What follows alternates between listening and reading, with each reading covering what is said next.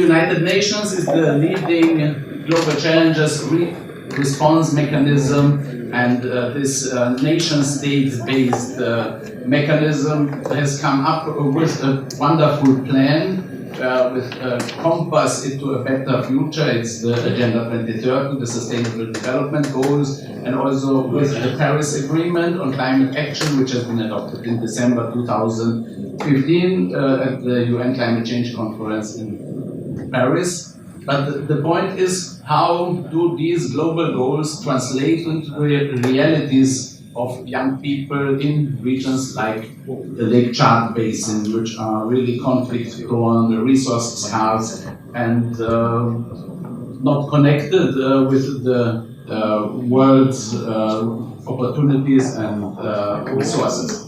So we have had in 2014 a workshop in Accra, West Africa, regional workshop on youth and information and communication technologies, and there our coordinator for Burkina Faso presented the results of a survey that he has made among young people in Burkina Faso. He has asked them, what is sustainable development? So here in this UN bubble, we think everybody knows what sustainable development is, but he then asked the young people in Burkina Faso, and they said, sustainable development is sustainable development, or the real development, or I used to hear, but I don't know. And some people were just laughing because they couldn't handle the question at all.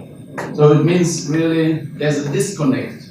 A large part of the population that we are talking about here as of the beneficiaries and the target groups of our work and goals don't really know what the goals are and how they can meaningfully engage. And so here now comes in our work.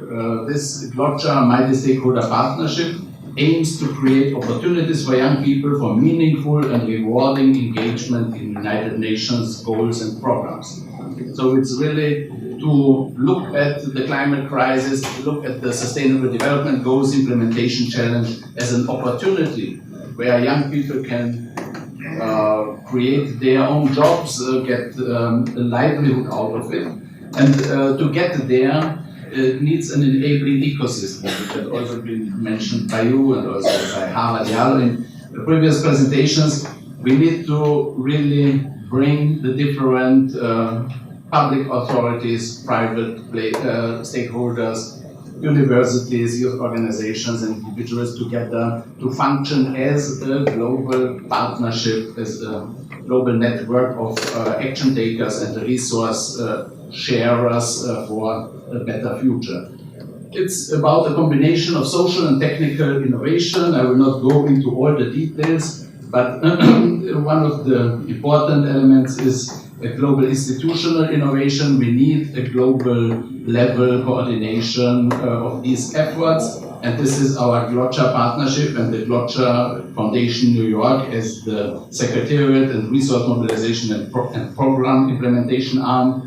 We need local institutional innovation, we need global challenges, youth centers in every city, in every local community, so that young people have a physical space where they can go to and get access to the internet, get access to knowledge, access to best available technologies for renewable energy technologies, water technologies, and other solutions that will help to implement the Sustainable Development Goals in entrepreneurial setting, and also access to funding, business model innovation, gamification, and large-scale resource mobilization.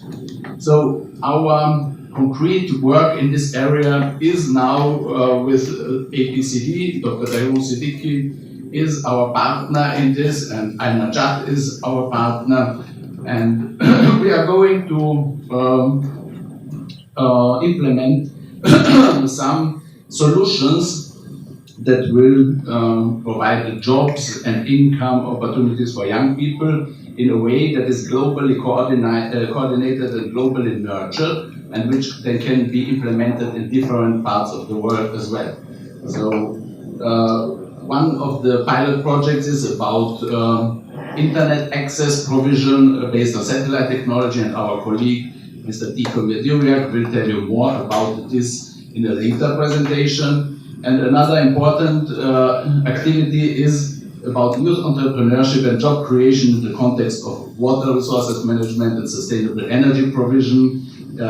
We are working with the Productive Work for Youth program of the United Nations Industrial Development Organization in Vienna on this. And we have also corporate partners like Kyoto Solar and others who will provide us the best technology at a price that is competitive and including also some sponsoring.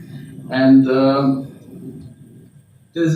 what we are also working on is large-scale resource mobilization. We really want to connect the young people who are delivering certified impact for the Sustainable Development Goals, impact in terms of climate change adaptation and sustainable energy provision for all and clean water for all, that this kind of public good generation will be rewarded with financial streams from global resources like global philanthropy sources.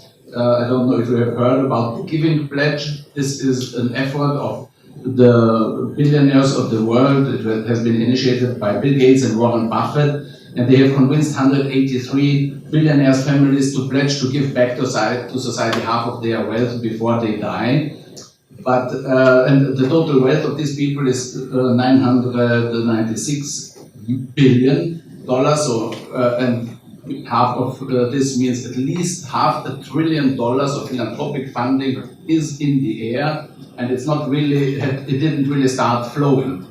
Most of these people who have pledged their wealth is going up instead of being halved. So, and there are global financial resources like the Green Climate Fund. Global Community has promised to the developing countries that from the year 2020 onwards, there will be every year $100 billion for climate action in developing countries, financed by the developed countries. And there is always the question of how this kind of money will really channel towards the most impactful activities, and we will help to get there with our solutions. We are working with Unify Earth. It's a leading blockchain company here in the US. They are providing for us technology support to develop an Agenda 2030 marketplace, which will help everybody who is taking action for the SDGs to get a tool in the hands with an app that helps to measure, geographically locate a certain activity, measure it, report on it, get it evaluated and verified, and then connected with funds from the mentioned sources and other sources, local and global, public, private, and philanthropic sources. We are. This is connected with our goal to build the technological institutional infrastructure for the global climate action agenda. It's with the Paris Agreement, the non-state climate actors have got really governance space. They are recognized as partners of the nation states in the fight against the climate crisis. But this effort is not having really a leadership institution yet. And we are working on this to deliver this with the ICT infrastructure and also with following visions. I will tell later, but just to show you, we are very big in this global climate action business.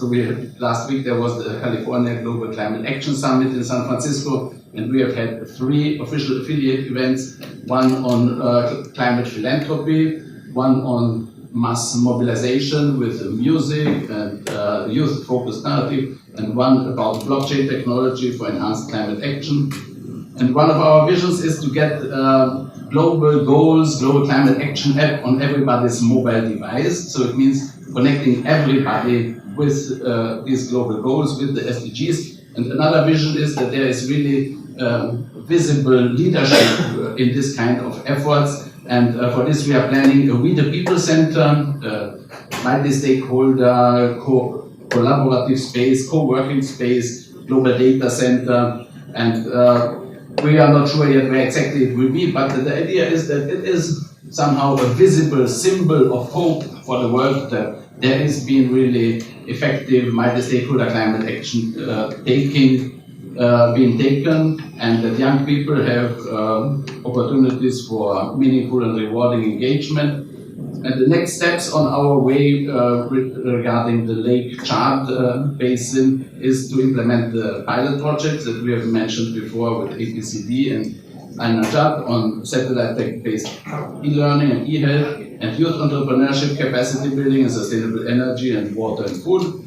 And later we want to have then learning and scaling event series in N'Djamena, in Chad, in Brussels, New York, if possible already at the next UN ECOSOC Youth Forum in South Africa in the context of the Academic Council on the United Nations System annual conference, which will be in South Africa, and then rolling out this program in other countries. And with this, I close with the slide that we've got from our friend from Burkina Faso, Locally Yours. So this is a very low carbon lifestyle. And our main message for you and for the youth on the Lake Chad is there's hope, there's not.